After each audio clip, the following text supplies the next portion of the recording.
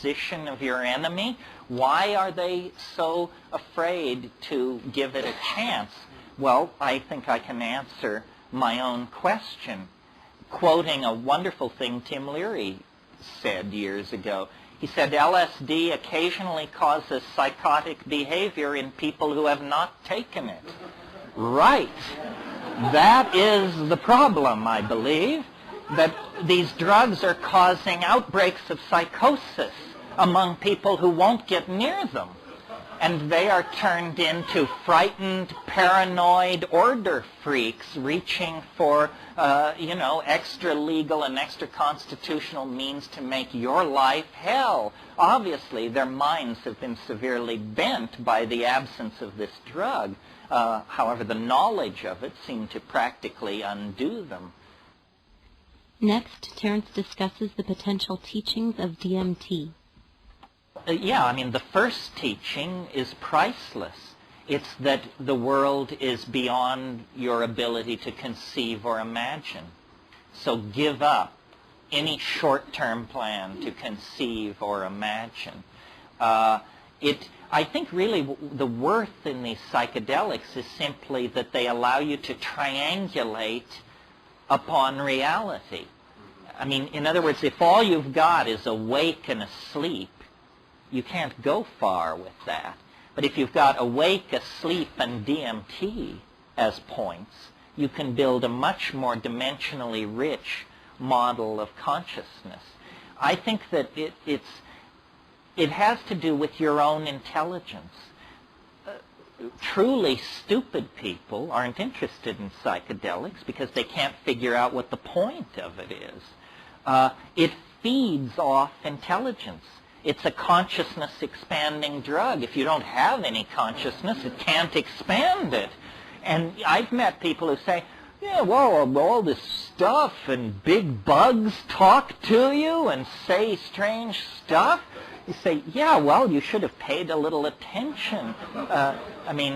It's amazing to me how people don't seem to, like, the less intelligent you are, the less challenging the psychedelic experience becomes, because the less capable of entertaining the implications you are.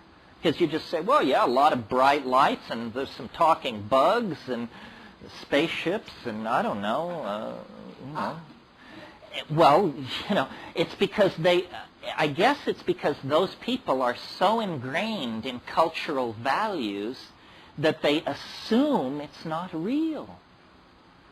They assume it's a trip, whatever that means. It means you have permission not to take this experience seriously. It's a trip.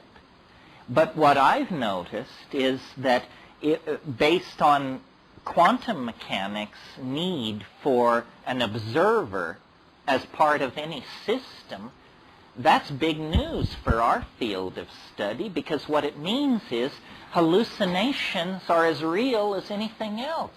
A hallucination is not like a Chevrolet, but on the other hand, a Chevrolet is not like a hallucination. Why should we demand that these things co-map over each other? A hallucination is a species of reality, as capable of teaching you as a videotape about Kilimanjaro or anything else that falls through your life.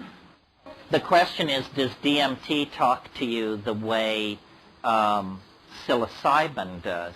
It's interesting that these two compounds, so closely related to each other, both have something to say about language, but they say it in precisely opposite ways. Psilocybin, it's a teaching voice that speaks to you in your language. I had a very interesting experience that was an example of this to me. When I first started growing mushrooms, I had to do a lot of batch testing. And so I was taking mushrooms a lot.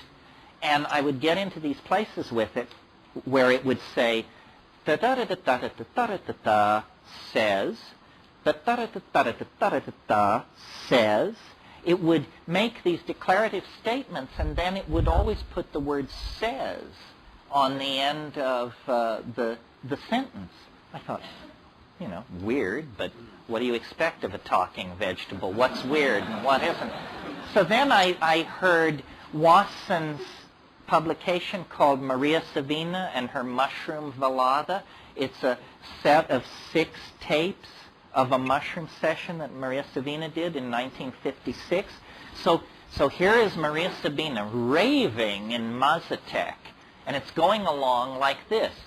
Da da da da da da da da da da, suh, da da da da da da da da da, suh. And I look in the interlinear translation. Suh means says in Mazatec. So she's hearing it in Mazatec. I'm hearing it in English. So that's what psilocybin is capable of. What happens with DMT is it doesn't speak to you in English. It speaks to you in Elfish, and you understand. And under sufficiently hyped up conditions, you are able to reply. In other words, psilocybin pushes your brain state towards some kind of spontaneous glossolalia. And I think that this probably is mixed up with the generation of language itself. Because what happens on DMT, on high-dose DMT, is these machine elves, these dribbling basketball things, they use this musical sing-sang-song language to make objects, which they then show you. They're like machines or animals or crystals or crosses between, I don't know, consomme and something else. They have these opalescent depths. They're neither matter nor mind, neither solid nor liquid, but they make these things and set them loose in this environment, and these things themselves are emitting language and making other things. So they make machines which make machines. Everybody's chattering, squeaking, crawling over each other, clamoring for your attention. And what they're trying to do is to get you to produce this glossolalia. For some reason, which I cannot imagine why, when you're stoned and you do the glossolalia, it's an incredibly pleasurable experience.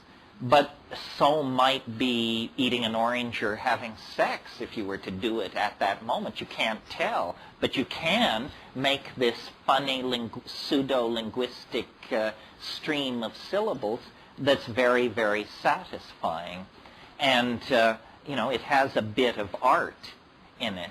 I think probably we invented language long before meaning, and that it was some very practical person who got the idea that the music could have words, and that before that it was simply verbal amusement. After all, the most readily at hand musical instrument is the human voice. I think that language as we practice it this afternoon in this room is an uncompleted enterprise, that language wants to be visual. It is in transition. Remember, it's from the silence of prehistory to the visual language beyond the eschaton, and the overlapping of silence and visual language gives you audio language. The more perfect logos would be beheld. This is what Philo Judaeus taught. And considering that many of these psychedelic compounds involved in the language phenomena, like DMT and harmine and harmaline, these all occur as part of human metabolism, ordinarily. And I think that it's possible that we are on the cusp of an evolutionary transformation of language having to do with an actual change in our physique, in our genetic output. Because why is it that monoamine oxidase inhibiting compounds like harmaline, specifically 5-methoxy tetrahydroharmalan, occurs in the pineal gland? and is the pineal gland has always been thought of as somehow connected to the soul. It was the seat of the soul for Descartes. And I think that maybe what history is the rather muddled situation that occurs in an animal species while it perfects a true language. And that we're not there yet, folks, because a true language is beheld. I think that the real nub of what we're trying to get at here is that the world is mental in some way that we do not yet understand, but that which we're edging toward understanding. And the world is made of language. I can't say that enough. And so whenever we get into these discussions about reality or effects in space and time, we are operating outside this assumption that the world is made of language. If the world is made of language, it's very hard to figure out just where the edge of it is. I mean, do we really need to believe in the existence of distant galaxies like NGC 245 if, in fact, the world is being produced in the human cerebellum as a phenomenon of language? What exactly is the ontological status of these distant parts of the universe that register only as the faint tracings on our instruments, then interpreted through the fishy fiat of a bunch of stacked up theories and formulas? I mean, did you know that the entire universe of radio telescopy, radio telescopes were invented around 1950. They've been used to build up our entire picture of the universe.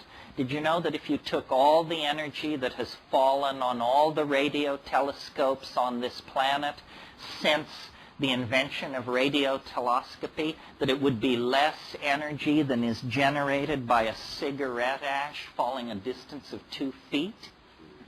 So that's where your data sample is coming from, that you've built up this model of exploding galaxies and colliding quasars and mega this and mega that.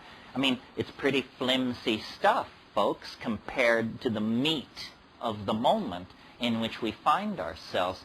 Now, magical philosophies, which are have about 50 to 100,000 years under their belt, as opposed to science, which goes back to the Renaissance, magical philosophies have always claimed that the world is made of language, that the world is a thing of words. And if you know these words, you can take it apart and put it together any old way you wish. Our entire Western religious tradition begins with the incredibly cryptic statement, in principio et verbum et verbo caro factum est. It's fairly obscure even in English.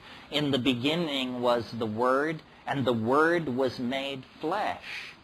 What is this making the Word into flesh? And does it not imply then that eventually the flesh will become Word? As I descend into mental disintegration and madness, I become more and more convinced that reality is more like a novel